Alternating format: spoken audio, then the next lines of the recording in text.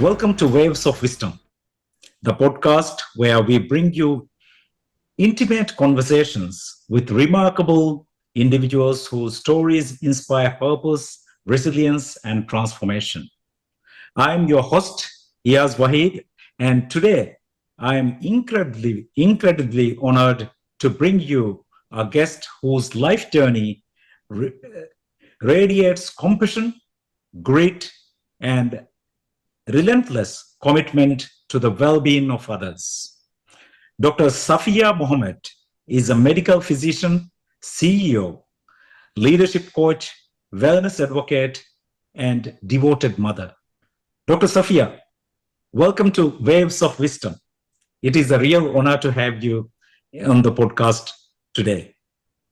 How are Good you day, doing? I Good day, Ayaz, and good day to all of your listeners. Honestly, the privilege is mine. I am so humbled and grateful to be one of your interviewees on this podcast. And I particularly love the name Waves of Wisdom.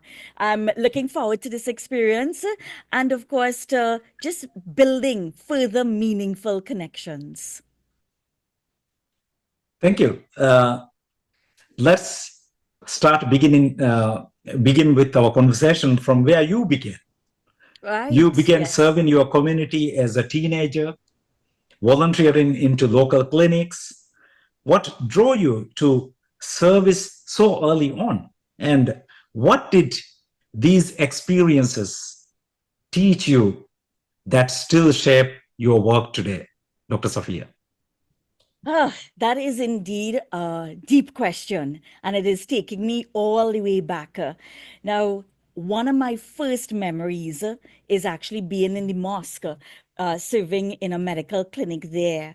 I was Mhm. actually just 17 years ago, so 17 years old. So that's just like mere years ago, right? Yeah. However, in that mosque, in that clinic, it was a medical clinic, and I got to experience or see other healthcare professionals show levels of compassion. And it really, I would say, ignited a spark within me. Now, why was I there in the first place? My parents were very much part of the community. They served the community relentlessly. My mother is a teacher, my father is in the agricultural sector. So being there didn't seem strange. It wasn't there for any gain in terms of ticking off something on a sheet for university or anything. It was really something my parents did. So we Mhm. continued to do so. And in fact, it goes even before being 17. As young as probably age 5, they had us volunteering in all sorts of activities. But that volunteering really it sets something within your mindset of the opportunity to give back, the opportunity to be part of community, the opportunity to serve. And being there in the clinic, while all I was doing was very simple things, because like I said, I was just 17 years, observing the healthcare professional, I got to interact with persons in the community and also see how their medical journey changed, transformed, and it impacted upon me deeply in how I would like to set my own journey. So Mhm. the funny thing is, I didn't set out to become a medical doctor. It actually, biology and stuff at university level, at high school level, was not really my cup of tea. Math and Mhm. computer science, math physics was really my strengths. But in Yeah. observing the way that the patients will react to the doctor when they got that meaningful help, that planted a seed in me, Ayaz, that I constantly seeked to be able to Mhm. help other persons in the community. And it's still there. It sparks something within me that every single time I hope that I could inspire and empower other young interns and doctors the same way I was inspired back then as a teenager. How wonderful, isn't it? So back then, did you see yourself as a uh, future doctor, or that how that gradually unfolded? Right. Those opportunities to serve the community really opened up my mind, really showed how persons unfortunately suffer and the kind of help persons needed. Like I just mentioned, it really wasn't my cup of tea, biology, science. It was not the things I scored the highest in. In fact, math and add math was the easy. I could close my eyes and write a math paper. Hmm. At the high school I was at, which is St. Augustine Girls, I got the awards for computer science, not necessarily biology and chemistry. However, being in the space of helping persons. In fact, there's a memory that I hold very clear, deep within my heart. There was a patient, her glucose measurement was through the roof. So that's in the line of diabetes. And her value Hmm. was just through the roof. And as she continued to come to the clinic, we were able, the medical professionals, they were able to help bring it down. And when she came months later and she got the correct value, she got the value within the normal ranges, because I'm the Yeah. person doing that diascan, right? She hugged me so tightly and she acknowledged me and called me, "Thank you, Dr. Mohammed." But this time I'm still a student, okay? But she Hmm. planted the seed for me. And she's like, "Thank you, Dr. Mohammed." And she was so happy at that point. I feel like she opened my own journey to create those next steps into medicine. So while it wasn't where I initially thought I was going to go, I believe it happened very organically, and the Hmm. universe opened up the doors and guided me into where I was meant to be. 20 years later, because it's in fact 21 years, this year will be 21 years I graduated from medical school. I continue to serve my patients. I've probably had like 10,000 patients right here in Trinidad and Tobago. I continue to serve each patient with that hope and with that opportunity and privilege it is to transform their life.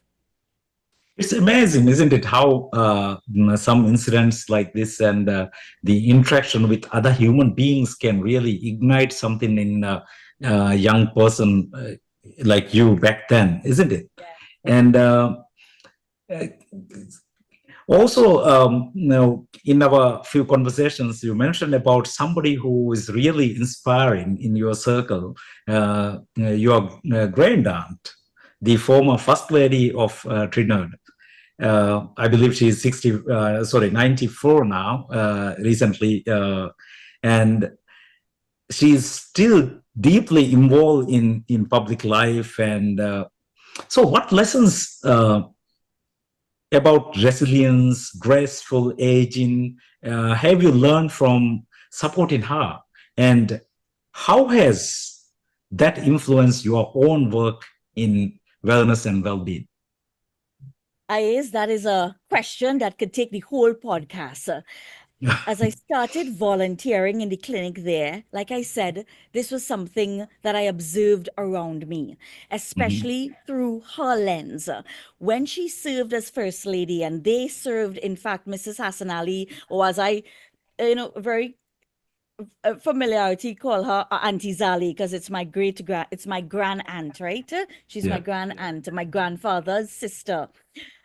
We would observe her going into the community, going to public spaces, and greeting persons, the level of compassion that she has, the level of humility, and just serving. In fact, just before this podcast, I had a conversation with her, and at 94, she's still going out there. She's patron to the arts, to the culture, and Mhm. having those opportunities as a young girl, as in my teenage years, in my early childhood, observing the way she interacts with persons at any level, from high dignitaries to Mhm. your everyday person. It's the same level of interaction. Her wisdom continues to invoke such changes and transformation. As recent as her 94th birthday, she was sharing with us certain experiences of just the way she's aging. Now, let me tell Yeah. you, at 94, she's still moving around, still exercising, reading aggressively, reading relentlessly, keeping her mindset cognitively sharp. at 94. And I know you like to refer to this beautiful word called unretirable.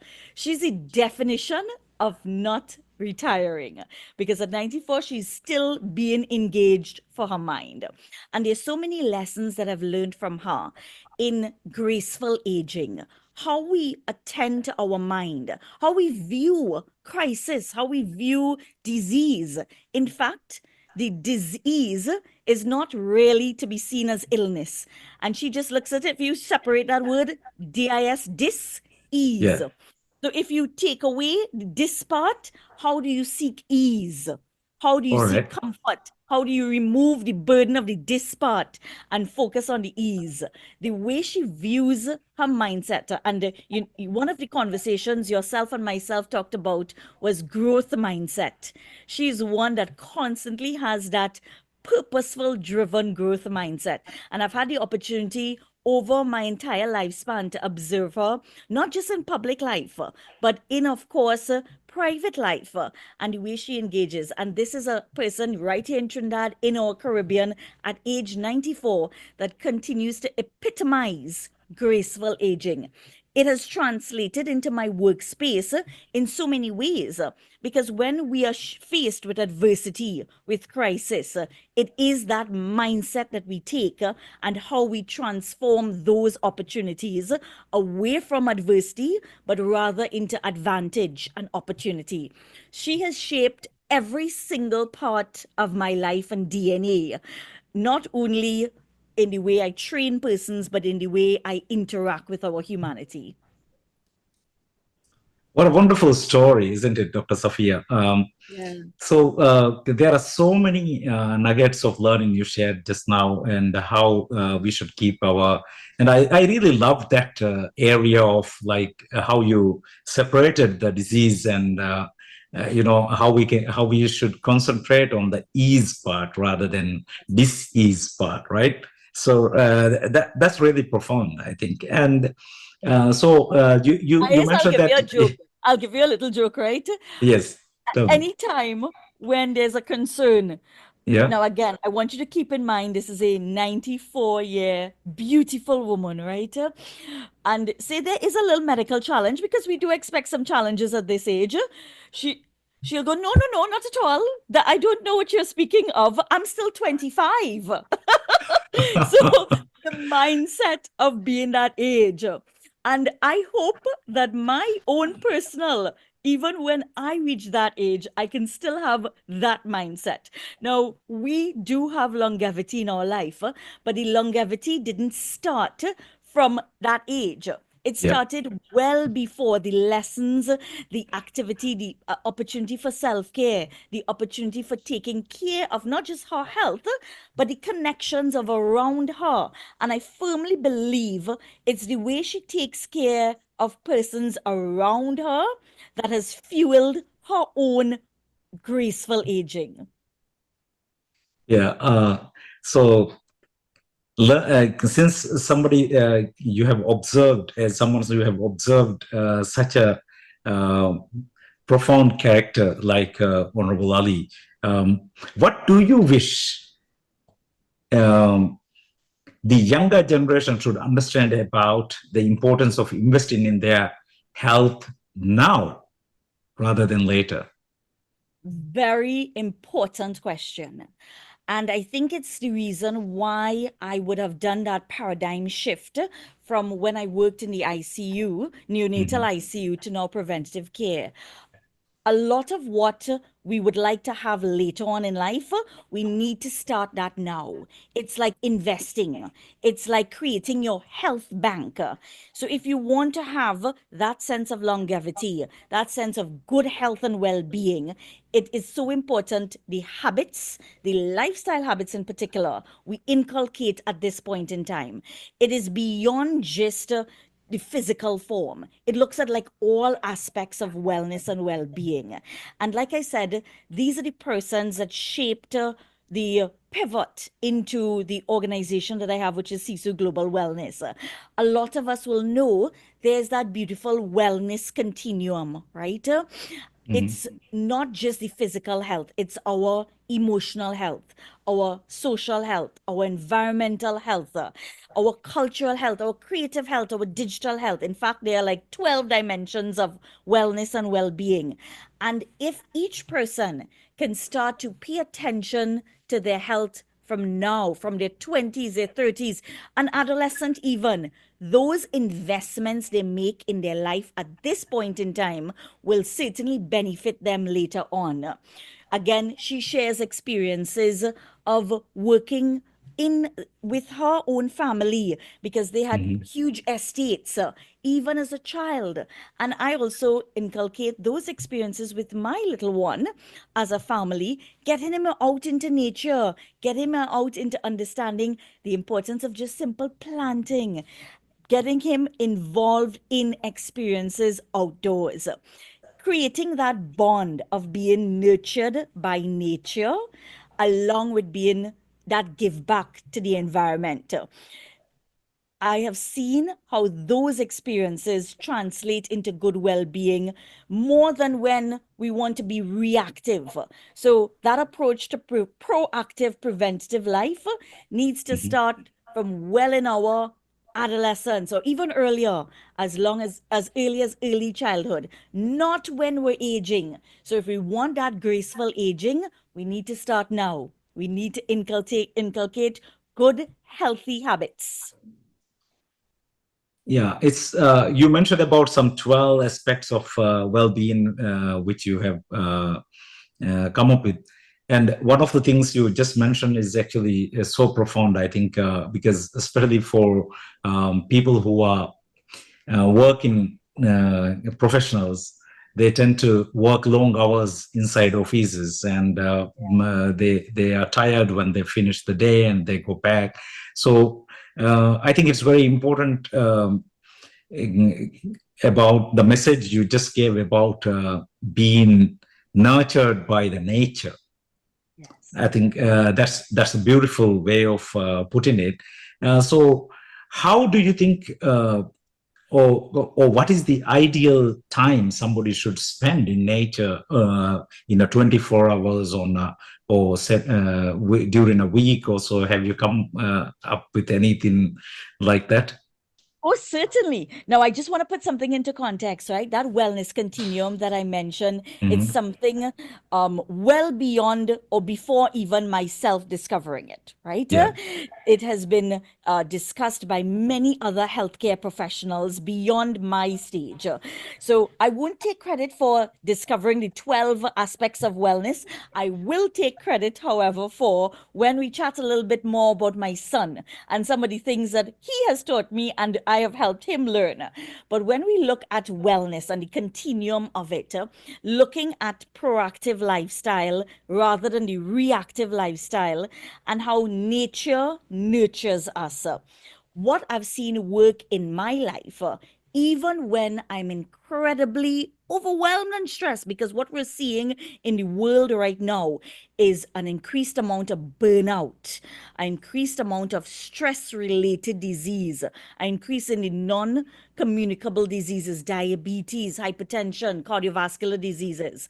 And when we look at the ways for prevention, yes, those lifestyle habits play a significant role. One of them being that ability to create calm, find stillness. And the most beautiful place that God created is our nature, our earth. But it's so important, is that we place an emphasis on not just how nature nurtures us, as in Mother Earth, but how we also return that nurturing to nature. Because many times we observe going out into nature, persons may easily pollute. And that's something that's one of my biggest pet peeve, right? I'm involved, Mhm. back to that volunteering, I'm involved with a lot of community organizations that give that focus on recycling, sustainability.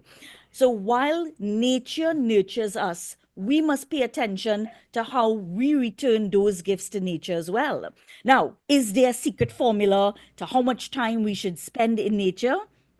I don't think any one person can give that secret, but I would say every single day.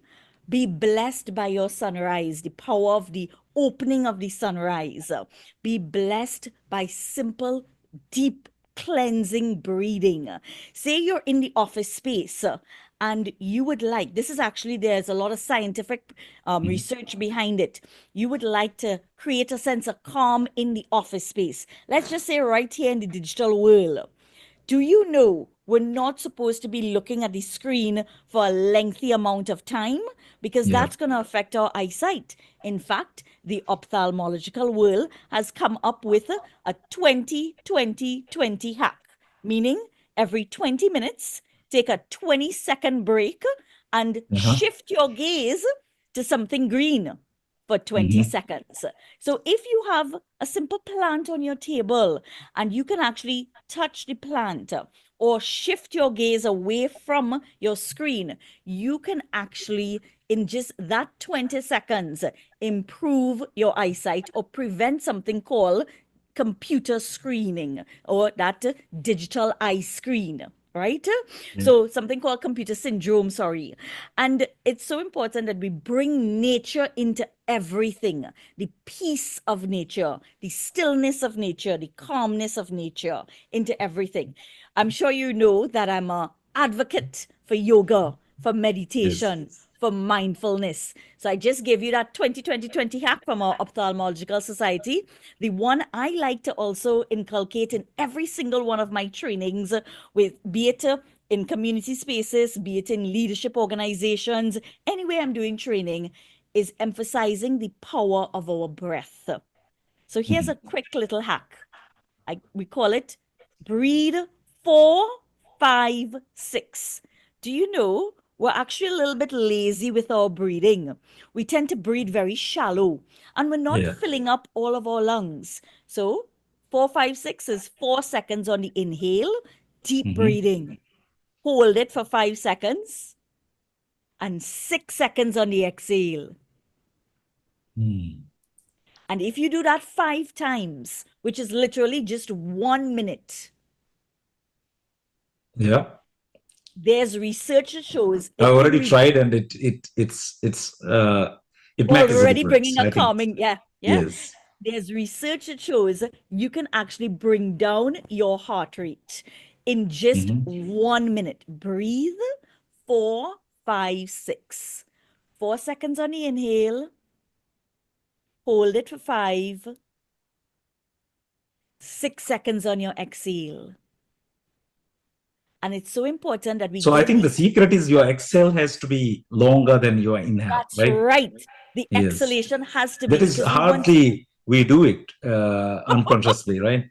we don't. We're so Yeah. much on the go. And this, as we're chatting about burnout and as we're chatting about high levels of stress, which we experience every single day, we Yeah. must give ourselves the opportunity to press pause and calm. So, answering that question, is there a secret amount of time?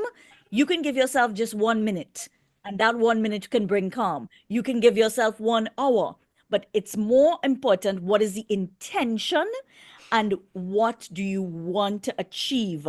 How do you want to achieve it? The lesson there is make sure and schedule it every single day as a lifestyle habit, involving nature, involving the calm of nature into your life. I think this is a very important message for our viewers and listeners also, that it doesn't sometimes we don't do this thinking that it takes like a lot of time or many hours are needed, but as Dr. Safeeya is saying, we need just even 1 minute is enough to bring that calmness. And I think another important thing which she touched best is when we are trying to form any kind of habit, it is important to put it into our schedule and not turn away from it, and schedule it so that we will follow that every day, right? Um, Consistency is key. yes. Consistency is key. When you think of those with muscles, did that Yeah. happen overnight? Absolutely not. When you even think of someone with a beautiful smile, that happened because we're brushing our teeth every single day. Now we can see the beautiful smile. That same level of effort we need to apply to our mindset. We need to apply to our internal forces. We need to apply to our energy, not just our time. You know, something I is too many times persons feel we look at time management, we look at Mhm. how we schedule. I like to focus on energy management. How do we schedule our energy? Because here's something, when you're motivated and you have the momentum and the drive and the purpose, you can get something done Yeah. in a short amount of time. But if you feel drained and if you feel not connected and disengaged, your time is going to be extended. So it's really our energy and how we manage our energy. That probably is one of the most important aspects of our currency. So, yes, the time, but how are we looking towards it, that energy that we give it? Yeah.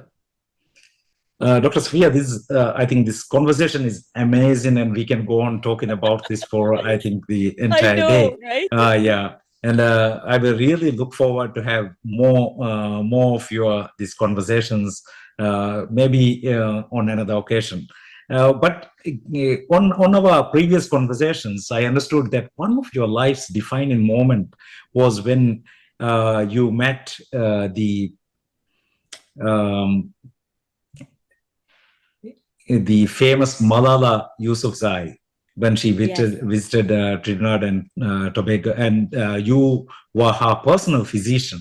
And I have yes, seen even some of those posts from your Facebook with her. yes. And what did that experience teach you about the power of voice of a single person and how advocacy, especially for young women, can actually change some people's life?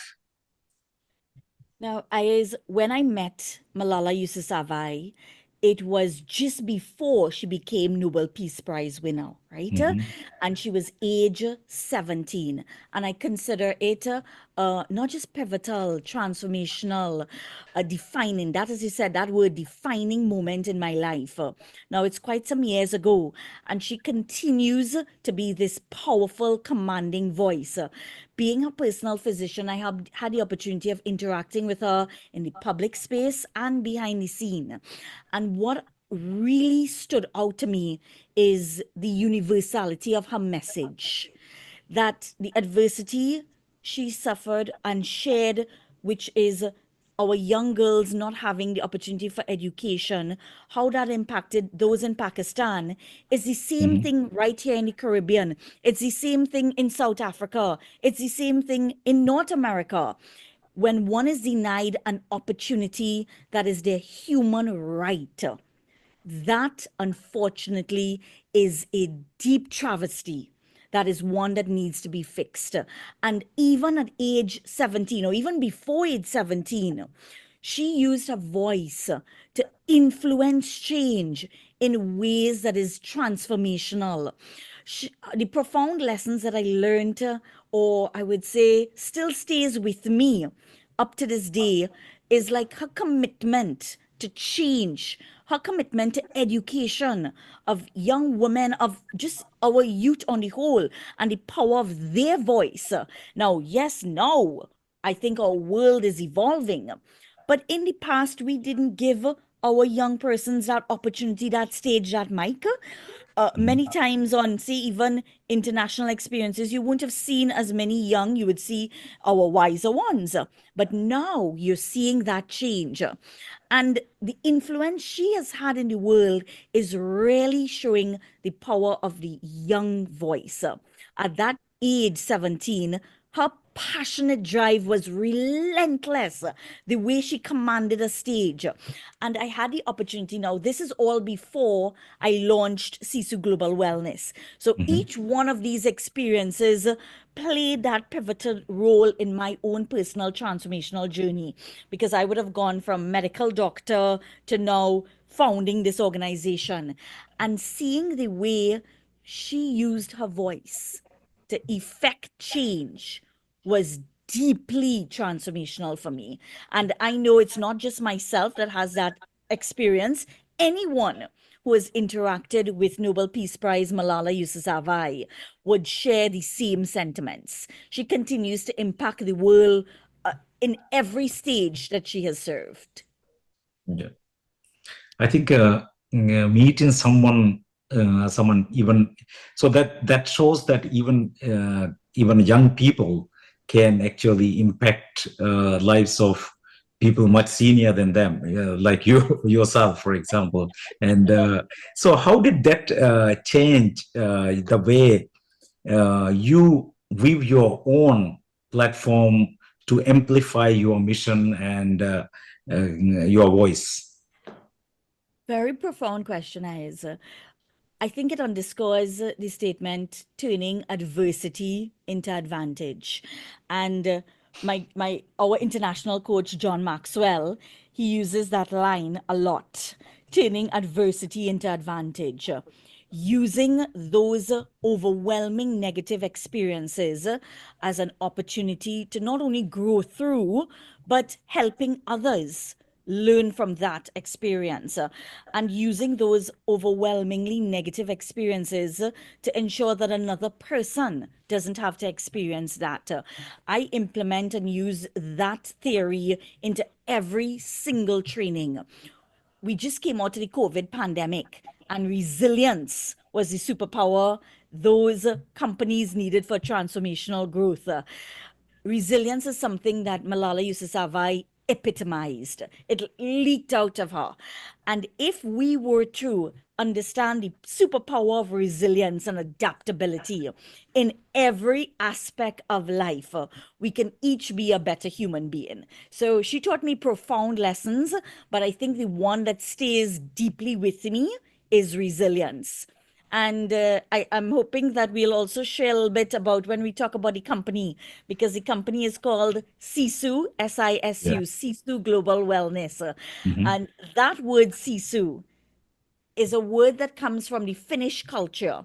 And it is indeed, it's difficult to translate into English, but it does translate into the extraordinary mindset that one can have to overcome trauma, adversity. But here's the kicker: without losing hope. And we can be in traumatizing situations, but if we stay holding to, we have that hope, that positive mindset that we will come out of it, Mhm. or we have the opportunity to learn from it and not suffer through it. So back to connecting to the dis-ease, remove the dis and look at the ease part. So the amount of lessons I've learned from Malala, it has translated into my training. It has translated into who I am as a human being, who I am as a mother, as a friend, as a colleague to so many persons, as a doctor. And I Mhm. remind those how we can apply that transformational, that resilience into everything, no matter how traumatizing it is. Everything. Look at it as, regardless how the adversity you're experiencing, what are we learning from here? How are you growing through it? And also to remind yourself, and it's something that everyone says a lot of, but I also have to remind myself, this too will pass. Not to hold on to the adversity, but let go of Yeah. the adversity. So there are many lessons I learned from her, but I would say turning adversity into advantage. Talking about adversity, I think this is an important message that you just shared, that in every moment of loss, adversity in our life, we have to bear in mind and we have to be mindful that it will pass. Yes. It is like any other storm, right? So Yes. storms are not here to stay forever. uh, Something like that, right? And Yeah. talking about adversity and loss, I know that you faced a profound personal loss, including the sudden passing away of your brother. How did that experience reshape your sense of purpose Hmm. um, and change how you approach life and the people you care for? Let me take a deep breath. It's Please. actually this month. It's the month that of his passing, and it was a tragic accident. Some know the story. It's been written about. Um, I was a young student at the time, young medical student, clinical student, in fact, in my final year of training. And the accident happened. I actually was on call. Um, on call meaning we were working in the hospital. Having lost my brother at that point in time reminds me or shaped how just fragile life is, right? This has Mhm. happened, this unfortunate experience happened as of this year, it will be 23 years ago. And it is still so raw.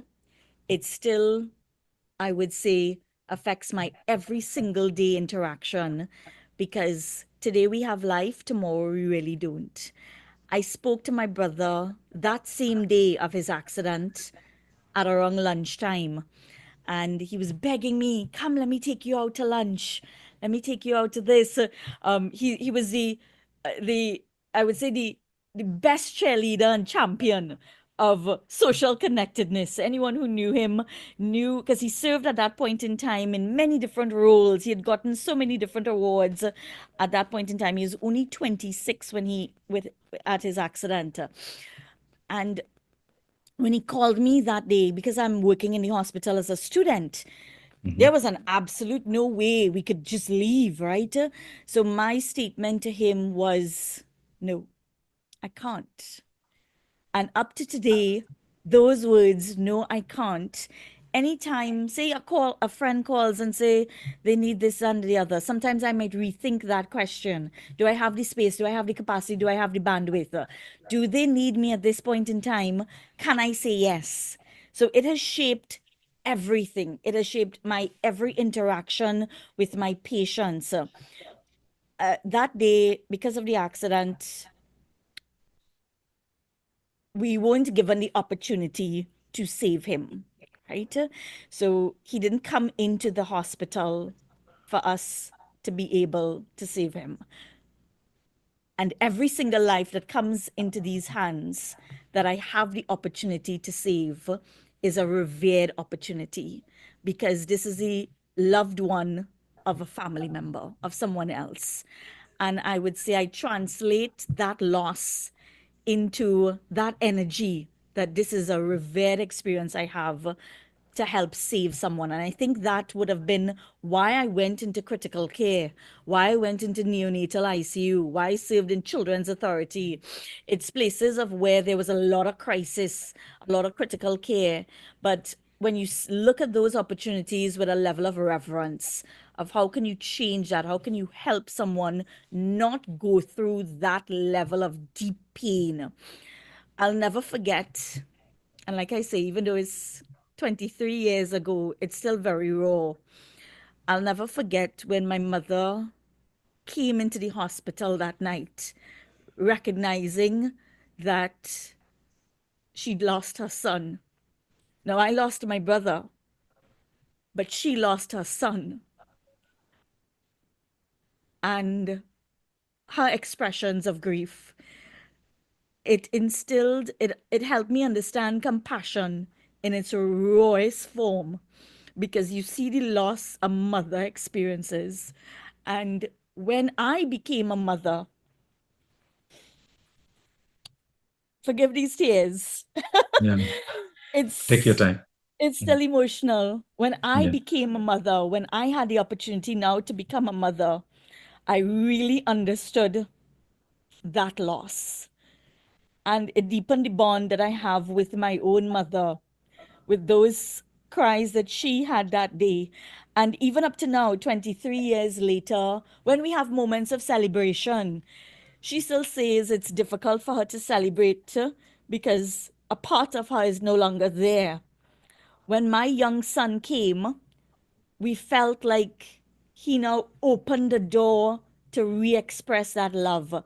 So I've gone through the sinusoidal wave of loss and return of love with my son as well. And I've seen how deep pain, so long as we continue to honor it in a positive way, then we same experience, we can learn from it, we can help someone else learn from it, we can honor it. Grief is not something that goes away right away. I've helped so many persons go through that grief process because of what I've experienced, that level of compassion. And up to this day, 23 years later, I'm reminded of the fragility of life, that every day we're given is a gift. It's to be more present, it's to Mhm. form deeper human connections, it's to experience relationships in a more meaningful way. Because we're here today and we really don't know what's there tomorrow. And I don't like to be morbid, but I take that into my everyday experience. What a touching and profound story, and how it has reshaped. I mean, in my personal life also, I have had losses like this, especially the loss of my both parents, was really profound, and it really started me thinking about my career and my purpose in life, and like you Yes. said, to realizing that every person we have is a gift from God, and we need to be present and mindful, like you said, to be with. So this event or does you at this point of time you were working in ICU, right? At Uh, that point, I was still a medical Medical student. student. Okay. Right. I Uh, eventually graduated and became a medical physician, went into mhm. pediatrics, went into neonatal ICU. Yes. All right. So, what made that from you were working at the National ICU of Trinidad, right? And then what made you to pivot from there or change Mm. from the ICU and the crisis care to preventative wellness and Yes. corporate wellness systems? What you are doing now, and what was the emotional or physiological breakthrough that allowed you to make this change? Yeah. So the having worked in the neonatal ICU, neonatal, some places say national, but it was really neonatal ICU in one of the public healthcare hospitals, San Fernando General. I would have had the opportunity to really, just like what I said there, understand the fragility of life. We had many little ones, micro preemies even, small babies that we may not have given, not sure what their next steps would be, but seeing how we're able to use medicine, scientific, innovative processes to help them now save lives, and also understanding that some of it leaned into lifestyle diseases where we could have prevented some of those tragedies, right? It wasn't, I would say, I as it wasn't just say one breakthrough, it wasn't just one experience, but rather a gradual awakening fueled by countless experiences, seeing how we can use or transform that acute care setting and the energy, same thing, that energy of acute care setting, reshifting that focus. So it wasn't just like a one aha moment, but over an extended period of time. When my little one came and he decided to come, same thing, a little too early in life, I had to press pause. So he also was delivered, say, about 7 weeks too early. And I had to press pause. And rather than returning into the neonatal ICU, into the world of pediatrics, in pressing pause, I realized, how can I apply those same clinical skills, that same critical assessment, that same appreciation and understanding for the intricacies of the human body, instead of looking at end stage or the early stages, how can we now be preventative? And while I pressed pause on my own personal life in terms of vocational and academic when I became a mother, I used that opportunity to further my own academic career in terms of deeper understanding, deeper training, moving into understanding that connectedness of our human experiences.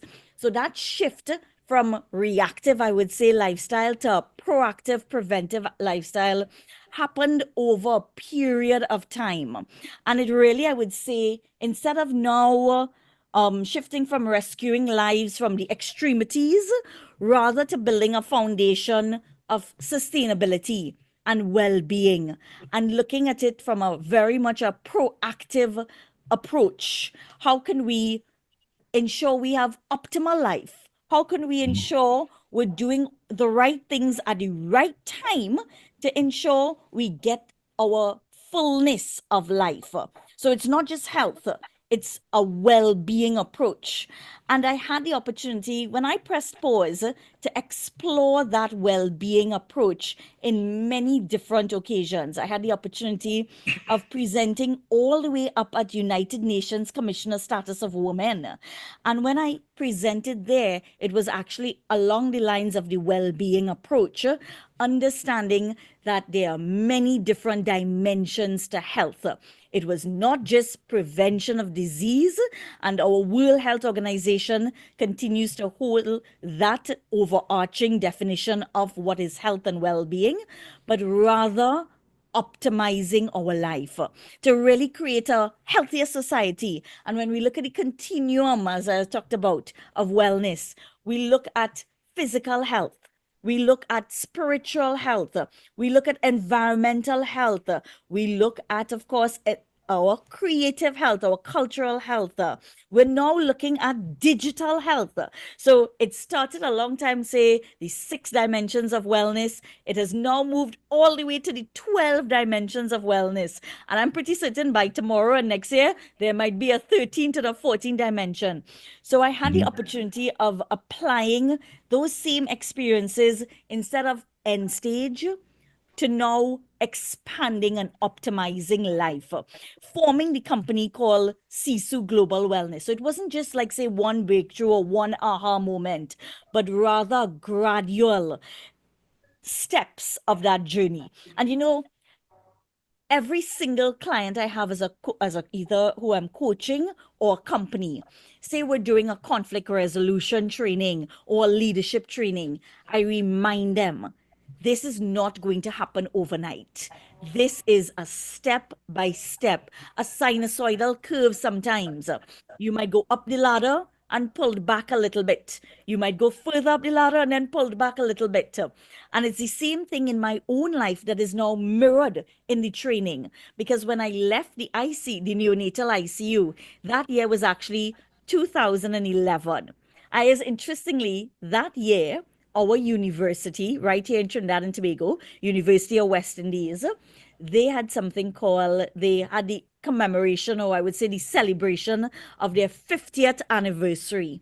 And at that 50th anniversary, they then chose 50 distinguished alumni. Now, I want you to think of the numbers. 50 years of university students passing through all the faculties of law, engineering, humanities, medicine. And a committee had the opportunity to choose just 50 persons. I'm humbled to have been one of those 50, and even up to today, so that was 2011, even up to today, one of the youngest persons on that distinguished alumni. That happened the same year, 2011, that my little one came into life. So I was literally at the top of my academic, career, and I pressed pause. So I pressed pause at a pivotal point, but I allowed all these lessons, meeting Malala, the introspection of losing my brother, the introspection of the appreciation of my own little son coming too early, and what that meant for myself as a mother, and form now my next steps. Often in this world that we going at such a fast pace, sometimes we feel like, what's the next goal? What are we achieving next? Where's the next step? Where are we jumping to? Not recognizing the power of the pause. And the universe granted me the power of the pause. And in that power of the pause, I had the opportunity of forming this beautiful company called Sisu Global Wellness. And Sisu Global Wellness has taken me to meet you all the way in Maldives, right? Right, right. Sisu Global Just Wellness after has COVID, taken me, right? yeah, Yeah, 2020. Sisu yeah. Global Wellness has taken me to meet persons in Australia, meet persons in Singapore, meet persons all across the world, in India as well, right? Mm. So sometimes we think we're at the peak, but there's so much more on our journey, on our bandwidth. And that's the importance of pressing the pause. It taught me so many lessons. So that answering your questions, and I know we're going very tangential, but answering your question, stopping from the ICU, the neonatal ICU, and forming the company was gradual steps. But it was so important that I pressed pause and understood the profound message of introspection. Uh, what a wonderful story to I mean, and the tip which I also have learned a long time back, but which I never practiced, but now I'm more mindful of practicing, is like you said, taking a pause. Yes. It's very important, I think. And like you mentioned, you have been trained um, in unique blend of medical training, leadership in US and United Nations, diplomacy, and mindfulness. How all Yes. these things are combining and blending into your work today? It is so critical.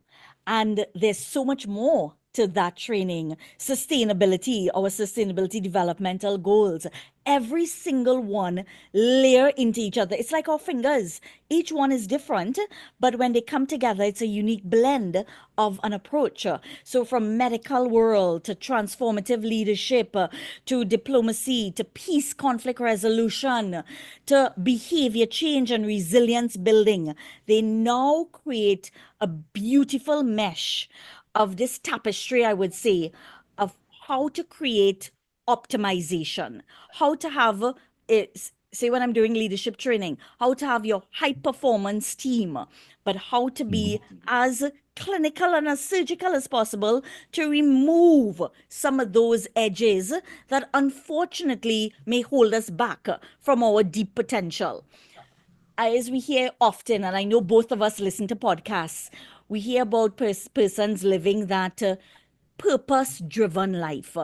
I think when I pressed that pause, I had the opportunity of understanding, going deeper into what my purpose was. And I know fully well I am deep seated now in that purpose. And that purpose is bringing meaningful change in every opportunity, bringing a level of deep connection, continuing to help persons unlock their potential. Too Mhm. many times we're walking around in this universe not knowing what is our gift. And again, bringing you back to your that word that you are putting into the universe, unretirable. So even when we reach that stage, we still have potential to unlock. Yes. And every time I meet someone who has not yet unlocked their potential, I get very excited. Let me help you unlock it, because there's so much that we can discover. So there's a lot in that transformation. There's a lot in that, how it incorporates now into my training. But each one of it is like a beautiful tapestry that comes together, that also we each have as part of our capacity. And when I do that training for organizations, or when I even see my patient, or when I even have an interaction with my best friend, each time Mhm. is how can we be the best version of ourselves in that moment? Yeah, this is, I think, the way you are blending your life learnings into your trainings, and especially the leadership training, is Yes. remarkable. And as you have already spoken about, your son Musa is Yes. neurodivergent, and you have said that helping him thrive has actually reshaped how you understand communication and human potential. What specifically Yeah. the lessons you learn from helping him to find his potential has impacted the work you do and the leaders and organizations you serve, and how Yeah. you connected those two, and what is the message from that you are giving to the leaders now? As I am perfectly comfortable to admit that Musa helped me see my blind spots, right? And here's the thing, in the world that we live, it's not about one specific way of thinking. Musa gave me the gift, being neurodivergent, being having his own unique way of communicating, gave me the gift of understanding that in order to truly connect with someone, we have to be able to meet them where they are at, not where we want them to be. So we must be able to meet them where they're at and then take them where we want them to be if we're doing leadership training or transformation. But he also helped me understand that the fundamental approach, how you approach leadership, how you approach training, the conventional approach. There's so many different ways. So it's not like the standardized metrics or expected behaviors. We must have that potential to look beyond, those nuances, to look beyond just the spoken word, right? Because our neurodivergent, and I would love to use the word extraordinary, because they bring gifts to us that we have to have the strength to be able to see. When we're able to see those nuances of body language, the power of, I would say, of different sensory experiences, and he showed me the beauty, I would say, in unconventional experiences, right? It now has shaped how I tailor communication training, how I shape leadership training. First, to understand that it's no longer this very stringent, rigid framework of behavior management, but we must look beyond the hidden words, the hidden messages. We must be able to nurture potential in a way that we create the environment for it. And many times, this world did not create that potential or that environment, right? Musa helped me to understand communication. What did I say? I'd say he helped me to learn to communicate in a world that is not well prepared to communicate with them. And to me, So that's a message that we need to also understand in our everyday experiences that there are persons who have a difference in the way they communicate, our neurodivergent. It brings that neurodiversity into play, and that everyone wants to be seen and heard. But we have to understand one, creating the environment, seeing beyond the spoken word, beyond the messages, understanding neurodiversity, and of course, being a little bit more empathetic and compassionate in our leadership potential. wonderful. You already mentioned that it is important to look beyond the words and the actions and things like that. What specific advice will you give to parents who are going through the similar journey? That look at your child, every child is a gift, every child. And look at this as a journey, as a gift. There are many, many, many moments of patience, many moments where it can feel hopeless. Because, like I said, we're living in a world that's not prepared for children like this. Thankfully, now it's changing. And I hope I continue to play a role in changing that messaging of awareness and acceptance and neurodiversity and inclusion. But to every single parent out there who is blessed because you are chosen to be the parent of this child, think of it through that lens. Think of the lens that you have the patience to move beyond. You have the patience to understand your child. It will take a little bit more. And if you are feeling overwhelmed, it's okay to press pause. I've had to press that pause quite a few times. I've had to understand that I don't know everything yet about certain aspects of medicine or even certain aspects of taking care of a child like this, and reach out to others and learn more. Sometimes I learn actually from other parents of autistic children or other neurodivergent children, other extraordinary children. I've learned sometimes more from those parents than even the textbooks of medicine. And I'm Mhm. perfectly comfortable in admitting that we have so much more to discover. So to every single parent, find your tribe. It's okay to press pause. It's okay if you're feeling a little overwhelmed, but it's not okay to feel that hopelessness, because there's so much hope in that gift that you were given as a neurodivergent child. And if you do feel hopeless, reach out to me. Reach out, reach out, reach out. I've had parents reach out. Sometimes they send voice notes, they send messages, 1 o'clock in the morning. I may not respond to it right away, but I do get to respond. In fact, even up to recently, I had a parent on social media on Facebook reach out to me, and she was saying she loved the way my son Musa and his thinking, because they have a very unconventional way of thinking, right? And how he approaches things. And she shared something that I put onto social media that I thought was fairly simple.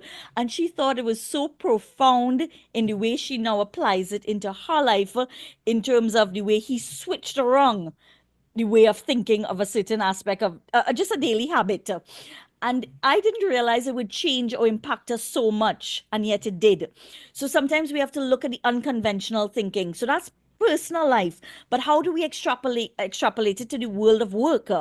Many times when we're faced with problems or faced with crises, we must understand that there are different voices on the table that can have a different opinion. And this is where our neurodivergent persons, individuals, can bring so much benefit, because they have an unconventional way of thinking and they add a level of inclusivity and a level of experience that we may not even have the opportunity to think through. In fact, I read recently in a research from World Economic Forum that it was saying the inclusion now of neurodiverse managers, neurodiverse leaders, is helping shift the way they're looking at critical thinking, strategy, a more pragmatic approach. So there's, to every single parent out there, there's hope. Hold on to it, even in your hopeless moments. What a wonderful message. And also you mentioned that if any parent want to reach who are on similar journey, want to reach out to you, what is the easiest way to reach out to you? Oh, indeed. I'm on social media, Facebook, Instagram.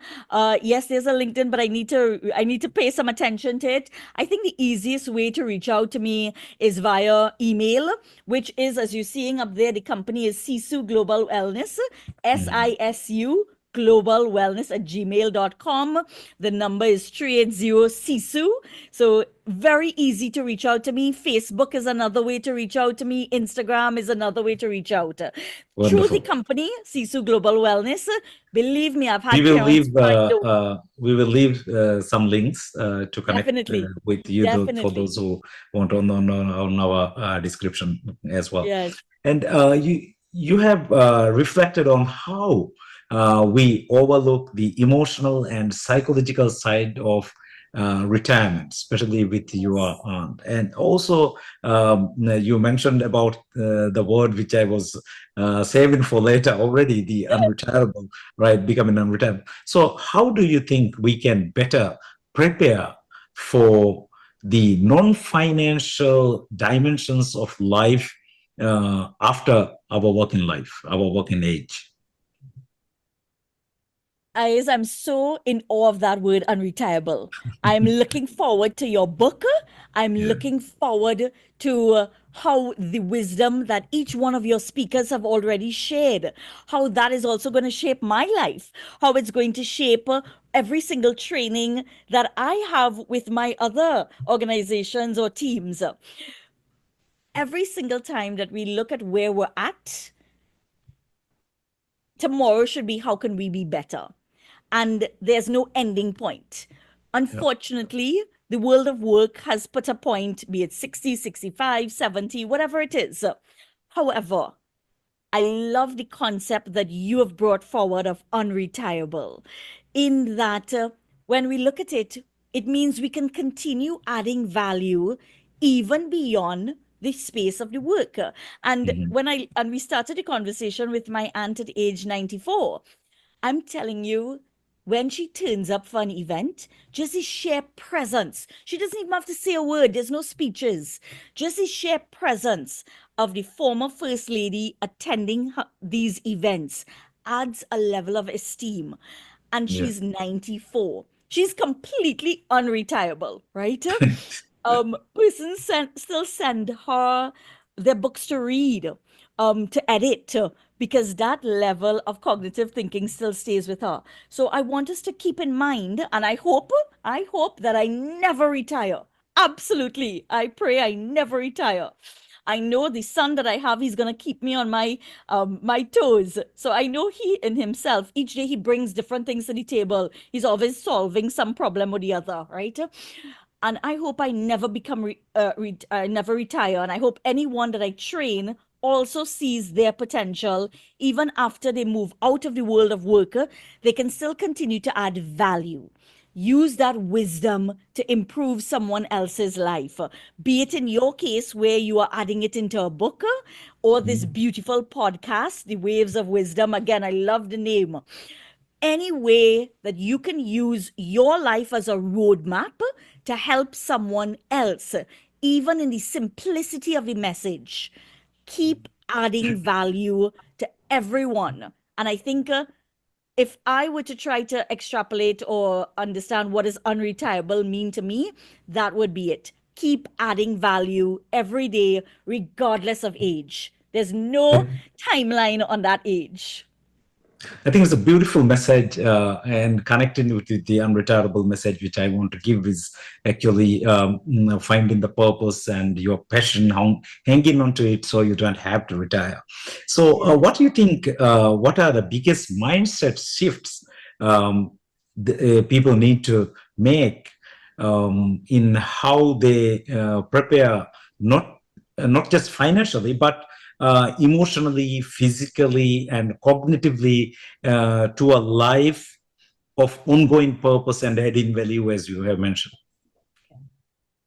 When it comes to our mindset, it is crucially important we pay attention. Just like we mentioned about some of the lifestyle habits, brushing our teeth, the things that are everyday. Every day, we should pay attention to our mind. It's like we must have cognitive fitness exercises, right? It Yeah. starts from yesterday. It doesn't start from today. It starts from yesterday. And every single day, be it reading something new, be it listening to a fantastic podcast like Waves of Wisdom, With a right? fantastic guest like you, yes. Right. In fact, I'm an avid podcast listener. Simon Sinek, Steve Bartlett, John Maxwell. I love all of their podcasts. I Me even too. listen to some of the podcasts of Yeah. some of those that my son listens to. So I get to intertwine that. But constantly opening up the opportunity for learning. It's not we end learning as a student in university life. In fact, I have mentors around me. They're in one line of profession and now they're adding a completely different line of profession. So, one of those mentors, he's an engineer and he just jumped into the world of law. This is after retirement and he's now pursuing his law degree. And I love that because it's saying there's no end to learning. And in fact, within the religion of Islam, our Prophet Muhammad said, it's life, learning is lifelong from the cradle to the grave, right? And I Exactly. hold that very dear to my heart. So there is no retirement. What we do, those messages we put into our brain is continuous, be it learning through an academic degree, learning through podcasts, learning through reading, learning through a new skill set, learning through experiences. Going out in nature, every single thing. There's something to learn every day. Do not deny yourself the opportunity to learn something new every single day. You have rounded it up beautifully, I think, Dr. Safeeya. And just a bit of out of context from the topic, but what is that one myth you like to bust forever in with related to wellness and work-life balance and well-being? Oh, there's so much. Narrowing it down to one, you mentioned the word work-life balance. I'll use that one. There's so many, but work-life balance, I believe that is an absolute myth.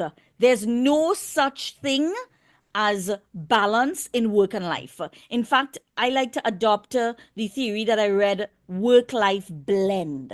And what does that mean? When we say work-life balance, does that mean we're giving equitable amounts to work and life? Does that mean when I'm in work, I'm giving 50% there and 50% to life for the scale to balance? Absolutely not. In fact, and I actually heard Oprah said this on one of her shows, that attempting to achieve work-life balance is an elusive goal we're never going to achieve, right? And every single time we're approaching Mother's Day, in fact, and when I do a lot of conversations with corporate moms who are attempting to balance motherhood and life and the corporate ladder, I tell them there's no such thing as work-life balance. It's work-life blend.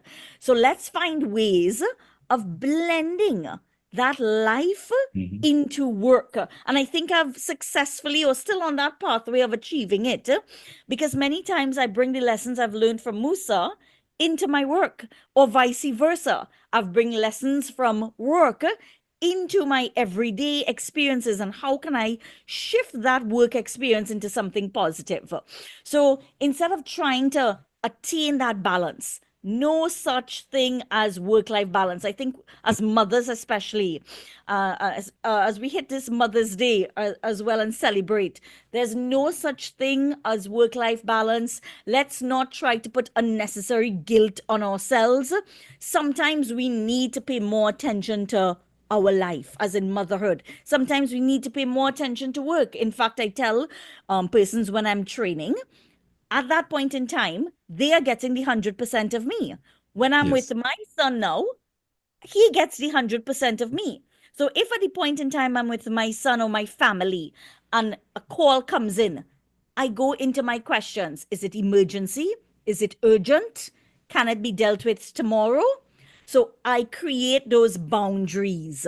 And that's where I think we can now have that work life blend rather than trying to achieve this work life balance goal. Often as well, I, yeah.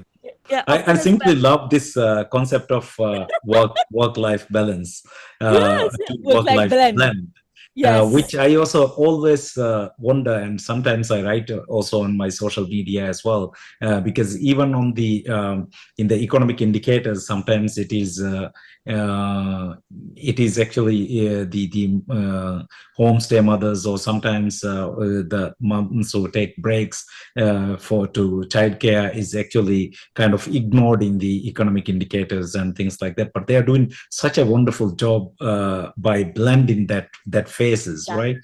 Uh, That's right. we are coming to a closure of our, I and know. I can This has continue been on talking like this, amazing. for the rest of the day as well. But Dr. Safeeya, just before your closing remarks, if you could go back in past and give one advice to your younger self, maybe the young woman who is struggling financially in their medical schools, or stepping into entrepreneurship, what would you tell her?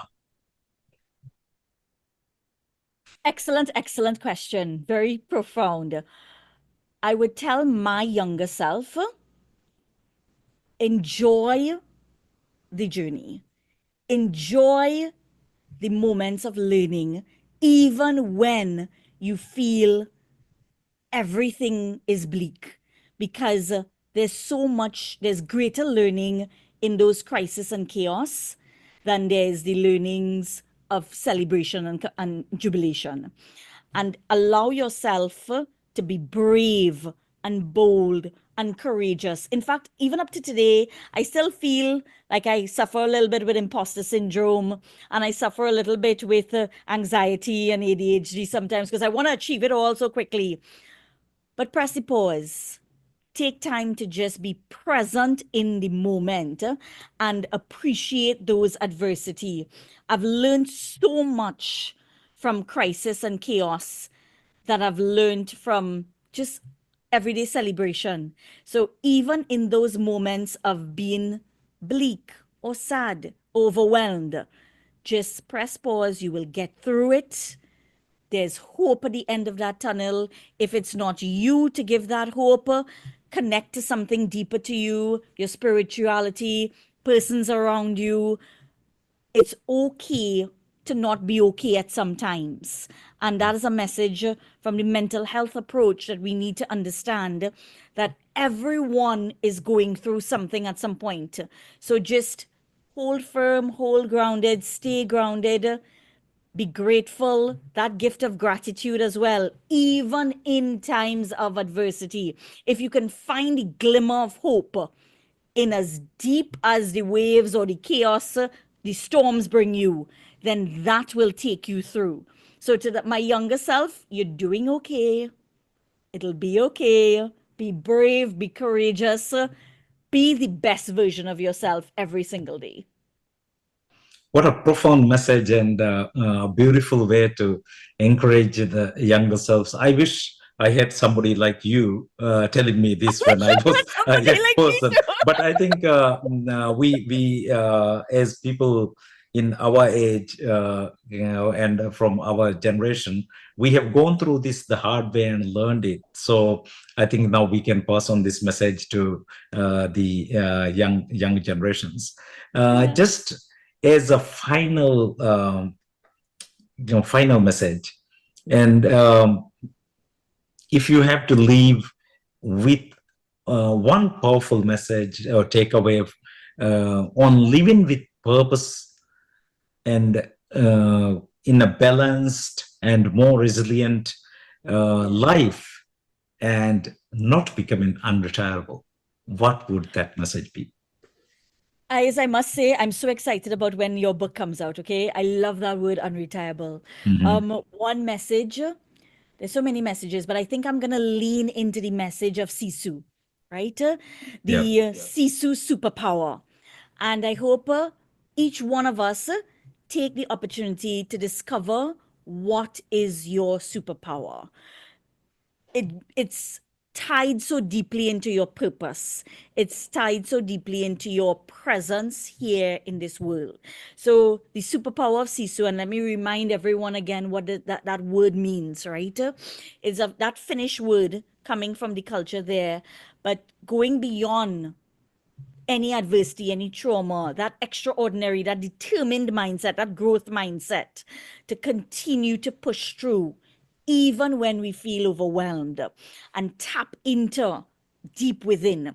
Now, while it's not an acronym, SISU, I've taken the opportunity in many of my trainings to break it down into an acronym. So while I'm giving you one superpower, I'm going to add in 4 more and give you 5 superpowers, right? So the 5 superpowers, one Sisu, but let's break it down, SISU. The first one, S, the power of stillness. And we mentioned it earlier on. And when I say the power of stillness, just reminding yourself that we need to inculcate calm and equanimity every single day into our lives. The line, the transformational line, the ethos of this company, Sisu Global Wellness, is consciously creating equanimity. And is that calm that we would like to have every day. Every day we have trials and chaos. You know, Murphy's law is with us every day, right? So I would say, amidst like that ceaseless currents, of our thoughts, of the demands of the external world. I want us to intentionally seek stillness, find that presence. So one, create that deeper sense of peace and stillness. Stillness. I, investing. And when I say investing, I don't mean financial investments. That is crucially important. But I mentioned it a little bit earlier on. The most important currency, the most powerful currency is our energy. How are you investing your energy? How is your energy supporting your purpose? And I want to repeat that line. How is your energy supporting your purpose? Or the converse, how is our energy distracting from our purpose? Because many times there can be so many different chaos and crises that our energy is so consumed that it becomes distracting. So pay attention to your investments, not just your financial investments, but the investment of your energy. So the first S was stillness. I is investing. The next S, there are many different words, right? And my name starts with Safeeya, and I like to use different terminologies and stuff as well, and what Safeeya means. But this next S is a crucial, crucial superpower. It's surrendering. And having that superpower of knowing when to just soften the flow to the flow of the universe of trust and hope. And I mentioned Murphy's Law because guess what? We can have something planned to the T, and Murphy just decides to come in and change it all up, right? So we have to have that power of surrendering, which equates to being more adaptable, being more agile, shifting the mindset rather than just staying rigid, understanding that we must be able to surrender, let go a little bit, and let the universe, knowing that the universe has us. Now, I want us to understand something very carefully, right? Surrendering does not mean being passive. It is not passivity. Rather, it's trusting in the inherent intelligence of the universe, right? So understanding that internal resilience and surrendering, that surrendering will reduce some of the stress, reduce some of the burnout. So the three letters so far: S, stillness; I, investing; next S, surrendering, the superpower of surrendering. And the last message is this beautiful word called Ubuntu. Ubuntu comes from the African philosophy. I am who I am because of who you are, right? I am because we are. And I want everyone who is listening right now, get a little piece of paper and write down the word illness. And scratch off Yes. I and write down, scratch off I and write WE. What word do we get? Wellness. That's right. So let's not look at it as an I, but look at it as a we. I am because we are. And when we recognize that our own well being is intrinsically linked to the well being of others, to the well being of the environment, to the well being of the workplace, there's a culture of health everywhere. I am because we are. When we cultivate this deep sense of empathy and compassion for others, we understand those shared human experiences. And we can also deepen that sense of purpose and belonging in the world. Recently I read something, I believe it was something by Simon Sinek, and he was sharing that one of the core values that we all want is not necessarily love, but belonging. Of And course. when we understand that deep sense of purpose is connected to us belonging to each other, we understand that purpose. So the 5 superpowers, Sisu, but giving yourself the gift of stillness, giving yourself the gift of investing your energy, the superpower of surrendering, and the gift of the beautiful philosophy of Ubuntu. I am because we are. Dr. Safeeya, what a beautiful way to round up all what we have discussed today in those letters of Sisu. And I kind of love how you have actually turned the illness into the wellness when we think of everyone instead of myself and I, isn't it? Uh, Dr. Safeeya, thank you very much for sharing your remarkable journey and insights with us today. You have shown us how resilience isn't just about pushing through challenges, but about redefining what success and well-being mean every single stage of our life. To all our listeners, I hope you are walking away inspired to reflect on your own purpose, your health, and the ways you can prepare for life of continuous growth and learning until from cradle to grave, like Dr. Safeeya mentioned, and and finding that joy and passion and becoming unretirable. If you enjoyed this episode, please follow Waves of Wisdom, leave us a review, and share this conversation with as many people as possible who needs to hear it. Until next time, stay curious, stay resilient, and keep riding the waves of wisdom. Thank you.